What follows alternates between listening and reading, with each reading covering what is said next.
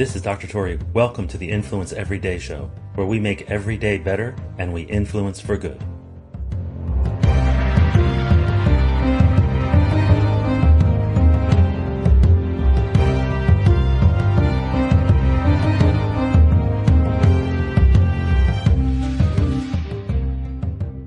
The other day I was at a red light with my kids, and while I was sitting there, I found myself all of a sudden struck with a profound memory that was really nostalgic for me.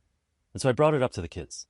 And it was about a time when we would go to this one store that sold stuff for like construction type stuff. And they had these little kits where the kids could build something. Now, while I was sitting there, so I told the kids this story, and one of them's like, well, that's kind of random. Where'd that come from? And I started thinking about it. Where did that come from? Why am I thinking about that now? We're not near the store.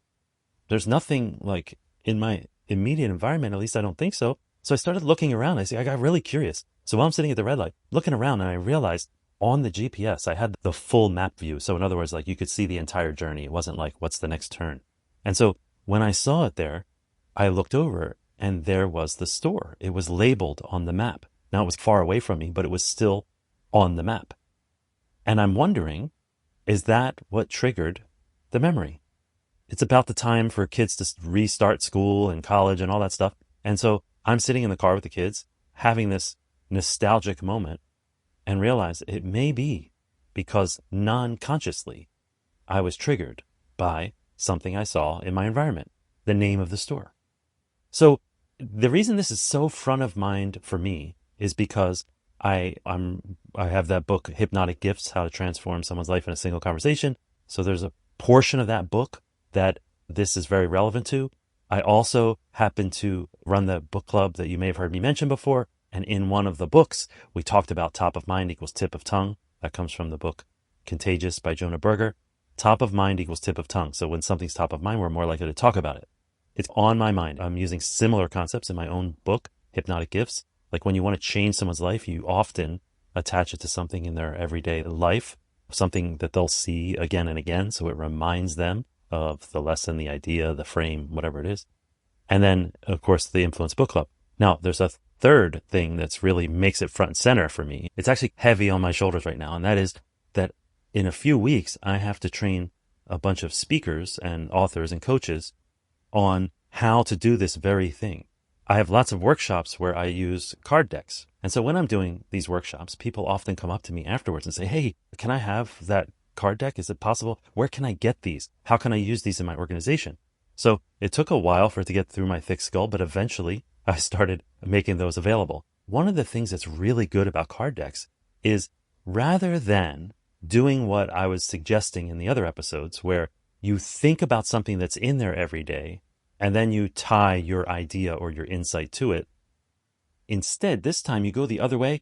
You take the idea or the insight or the concept that you want to convey, that you want to remind them of, that they want to learn. You take that and you package it in a way so that it becomes part of their everyday. In other words, when people take my card decks home, what do? They put them on their desk. They put them next to their bedside so they can review the concepts. They can review the skills. They might keep the difficult conversations training deck on their desk. And then before they go into that performance review or that whatever, they quickly review them. In fact, one time I actually had somebody I went to go do an influence consult for. She's an executive, and so she called me. She was having this big challenge with another executive, and I went to her office to talk to her about it. Now, while I was sitting in her office, I looked across the room to where she sits, like where her desk is, and I saw two of my cards from one of my workshops pinned to the little corkboard thing right next to her monitor. I looked at it, she looked at it, she looked at me, and her face turned bright red. And I was like, how did you get those? And she looked down at the ground, kind of embarrassed, face bright red. And I was like, I mean, it's fine that you have them. I'm just wondering, how did you get them? Because I didn't see you in any of my workshops recently. And she goes, oh no, this is from several years ago, years and years ago. Before I rose to leadership, I was in one of your workshops. There were a lot of people in the room when you were doing it. So I saw you open up multiple card decks, and I thought these two were particularly valuable. And so I pinned them up because I refer to them before every time I have a difficult conversation. In fact, honestly, I think they really helped me in my leadership. wow. So she's embarrassed and I'm like mind blown, right? Like I didn't realize my cards were theft worthy, right? But what did she do? She pinned it up. She put it right front and center so that she could be reminded of it because she knew she needed the reminder. What if you took your idea, your concepts, your frameworks, insights, and packaged them into things like card decks and then made them available? Conduct workshops related to them and then make those cards available. That's precisely what I'm teaching speakers and authors and coaches how to do in a few weeks, which is why it's front and center of top of mind for me. And which is why that moment at the red light seems really powerful to me. So the point here is not the stuff I'm doing. It's not the Hypnotic Gifts book. It's not the Influence Book Club. And it's not the talk I'm doing in a few weeks. It's none of that. It's that there are multiple ways to have triggers in your everyday to remind you to do the good thing, to advance that skill you want to be more skilled in, to make that call, to say the awkward thing, to reach out to somebody, to do whatever the thing is. You can use everyday triggers to do that. Now, some of them you can look for in your environment and say, hey, what can I use in my environment or in my everyday habits to tie something to? That's one way. The other way is to create something that's front and center, that reminds you, that is a trigger every day in front of you. And so I happen to use that with card decks while I was learning hypnosis, hypnotherapy, and all the different various forms of it, NLP, etc. While I was learning those, oftentimes the creators of those courses had companion card decks. And so I stole the idea from them because it's so powerful. It helped me learn. And now I do that for others in workshops and talks. But the point here is, what can you do in your everyday? What already exists in your everyday that you can borrow and attach things to?